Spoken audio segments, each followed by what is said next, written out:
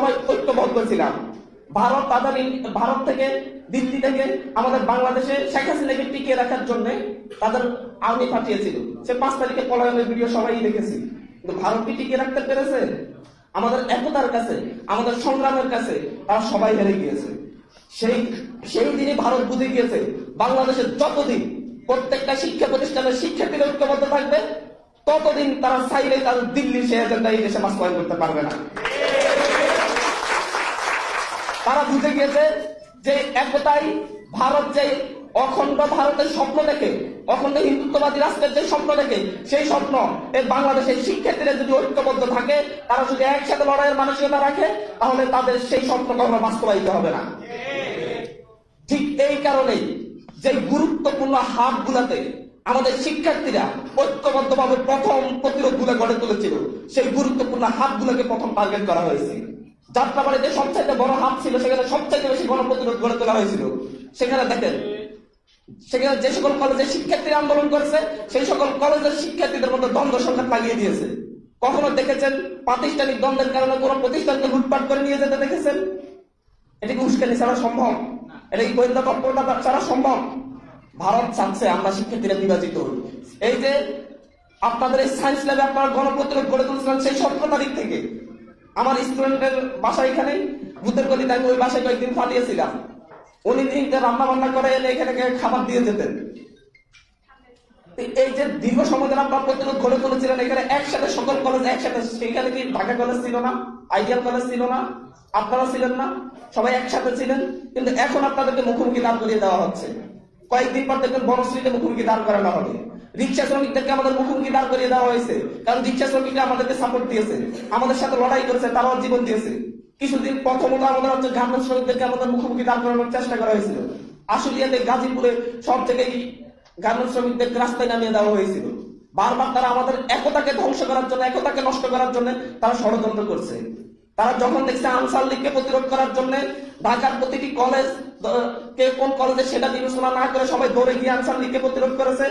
তারা যখন দেখেছে যে গার্মেন্টস শ্রমিকদের যে সমস্যাগুলো সেগুলো শিক্ষার্থীরা বসে সমাধান করেছে, তারা যখন দেখেছে যে রিক্সা শ্রমিকদের যে সমস্যা সেখানেও শিক্ষার্থীরা নেতৃত্ব দিয়ে সমাধান করছে, তখন তারা ভেবে নিয়েছে যে শিক্ষার্থীদের একতাই তাদের জন্য হচ্ছে প্রধান শত্রু, এটা ধ্বংস করতেই হবে। আমরা এই নতুন যে বাংলাদেশের স্বপ্ন দেখি, সেটা আমাদের একতার মধ্য দিয়ে শেষ হয়ে যাবে, আমাদের একতা নষ্টের মধ্য দিয়ে শেষ হয়ে যাবে। একতা নষ্ট হলে আমাদের এই দেশটা হেরে যাবে। আজকে দেখেন হচ্ছে যাদেরকে কেন্দ্র করে, যাদের নেতৃত্বকে কেন্দ্র করে, যাদেরকে সামনে রেখে আমরা আন্দোলনগুলো করেছিলাম, তাদেরকে প্রথমত তাদেরকে দুর্নীতিবাজ প্রমাণের চেষ্টা করা হয়েছে, তাদেরকে ক্যারেক্টারলেস প্রমাণের চেষ্টা করা হয়েছে। সেগুলোতে ব্যর্থ হয়ে দেখলো যে তার মতো কোনো দুর্নীতি করে নাই, কিভাবে দেখাবো। বারবার আপনারা শুনেন নাই যে হাসনাত আব্দুল্লাহ, সার্জিস আলম 500 কোটি টাকা বানিয়ে ফেলেছে, কিন্তু কোনো ডকুমেন্টস নাই। হান্নান মাসুদের 100 কোটি টাকা আছে, কোনো ডকুমেন্টস নাই। দেখা যায় রিক্সা চড়ে আর হেঁটে হেঁটে আসে, এদিক সেদিক করে। তো যখন তারা এগুলো মানুষকে বিশ্বাস করতে পারতেছিল না, তারা দেখতেছিল যে হাসনাত আব্দুল্লাহ, সার্জিস আলমের ডাকে শত শত মানুষ রাস্তায় নেমে যায় একটা পোস্টের কারণে। তারা এবার চিন্তা করলো এদেরকে ডাক দেওয়া যাবে না।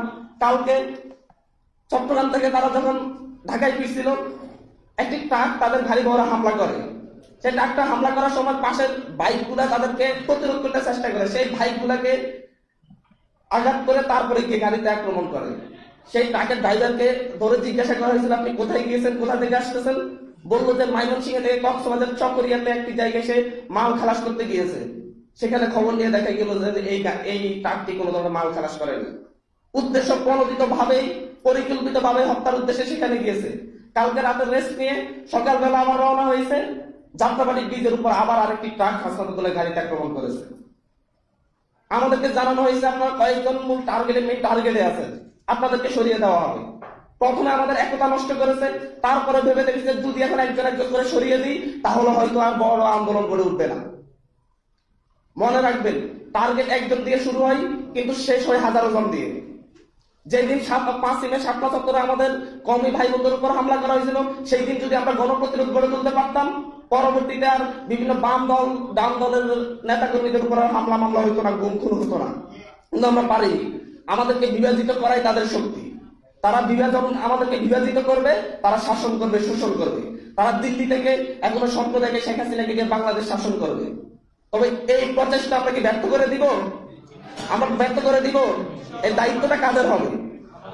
এই দায়িত্বটা আমাদের প্রত্যেকের। কারণ এই দেশের মানুষ এখনো বিশ্বাস করে শিক্ষার্থীরাই আগামী বাংলাদেশ বিনির্মাণ করবে। এই দেশের মানুষ এখনো কোনো রাজনৈতিক দলে বিশ্বাস করে না।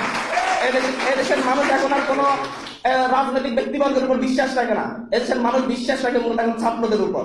আমরা ছাত্ররা যদি তাদের বিশ্বাস না রাখতে পারি, আমরা যদি এত হাজারো শহীদের রক্তের বিনিময়ে নতুন বাংলাদেশ উপহার দিতে না পারি, তাহলে আমরা যেমন বলি যে 90-এর গণ অভ্যুত্থানে নূর হোসেনের রক্তের সাথে প্রতারণা করেছে তৎকালীন নেতারা, আমরা যেমন বলি যে 71-এর মুক্তিযুদ্ধে শহীদদের রক্তের সাথে প্রতারণা করা হয়েছিল, পরবর্তী শাসকরা প্রতারণা করেছে, ঠিক একই ভাবে এই 24-এর গণ অভ্যুত্থান ব্যর্থ হলে তাহলে আমাদেরকেও বলা হবে আপনারাও প্রতারণা করেছেন 24-এর সেই শহীদদের রক্তের সাথে।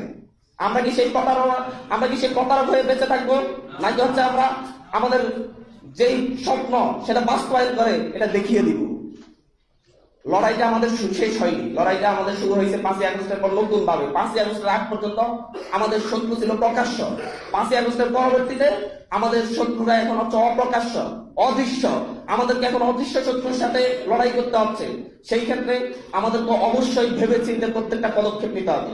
আমরা এখানে জাতীয় ছাত্র সংহতির কথা বলতে এসেছি, আমরা বলতে এসেছি এখানে দল মত নির্বিশেষে কারো সাথে আমরা দ্বন্দ্বে জড়াবো না। আমরা যেমন রাজপথে দাঁড়াতে কে ছাত্র দল করে, কে ছাত্র শিবির করে, কে ছাত্র ইউনিয়ন করে, কে ছাত্র ফেডারেশন করে, এটা দেখিনি, আমরা সামনে দেখবো না। আমরা ছাত্র সংহতির কথা বলতে আসছি, আমরা বলতে চাচ্ছি নতুন বাংলাদেশ পুনর্গঠনে। আমরা যেমন রাজপথে দাঁড়াতে কে ঢাকা কলেজ, কে সিটি কলেজ, কে ধানমন্ডি আইডিয়াল কলেজ, কে মুন্সি আব্দুর রব, সেটা দেখিনি, সামনে আমরা দেখবো না। আমরা ন্যাশনাল ক্রাইসিসে যাতে সবাই ঐক্যবদ্ধভাবে একসাথে লড়াই করতে পারি সেই প্রস্তুতিটা আমরা সবসময় নিয়ে রাখবো। আমরা আমাদের সেই কণ্ঠ, সেই আমাদের স্লোগান, এটা আমাদের সবচেয়ে বড় অস্ত্র। আমরা একসাথে স্লোগান দেওয়ার জন্য, একসাথে আবারও প্রতিরোধ করার জন্য আমরা আমাদের সেই কণ্ঠকে আরো ধারালো করবো। আমাদের একটা স্লোগানে এখান থেকে আমরা স্লোগান দিব দিল্লির মস্তক কেঁপে যাবে। এভাবেই আমাদেরকে সামনের জন্য প্রস্তুতি নিতে হবে। নিজেদের মধ্যে বিভাজন নয়, নিজেদের মধ্যে একতাই হবে আমাদের মূল শক্তি। ঐক্যবদ্ধ এই জাতিকে, দিল্লি কেন তার সাথে বড় ওয়াশিংটন আসলেও, এখানে ওয়াশিংটন ক্রেমলিন সবাই একসাথে আসলেও আমাদেরকে হারাতে পারবে না। আমরা ঐক্যবদ্ধ ভাবে তাদের মোকাবেলা করবো ইনশাআল্লাহ। ধন্যবাদ।